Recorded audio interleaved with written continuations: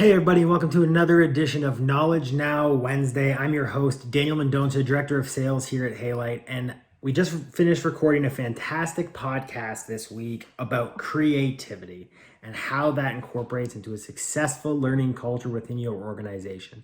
When we talk about L&D strategy, when we talk about learning and development, we talk about e-learning, instructor-led, in-person training, just blended learning as a whole, creativity is one of the most important things you have to take into account. How is your team being creative? How are they being innovative? What questions are they asking themselves to make sure they're thinking differently and providing some innovation at every turn? One of the most important parts around creativity is the incorporation of your learners' creativity. How do you encourage your employees, your teammates, your salespeople, your operations people to be creative and be empowered to be part of the learning culture and learning journey? So one of the things we would investigate and ask that you do is look into who is taking your learning, what do they think of it, and how could they help create? Do they have points? Do they have feedback that you could take in? Or do you want to do some social learning and have them create their own training materials, have them create their own information materials that they could submit to other people?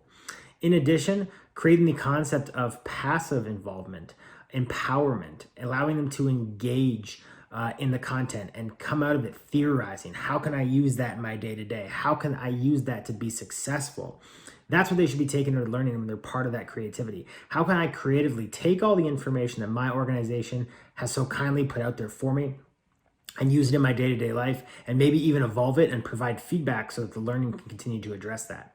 Similar to a lot of different things you would do within your organization, the end user of your training, the person who's being trained, is so important to make sure that it's successful, and making sure that you are able to take all those advantages into account through that process is huge. So make sure to be creative, incorporate your learners into your creativity. And if you have any questions about creativity and learners, feel free to reach out and let me know, have a chat with us, engage.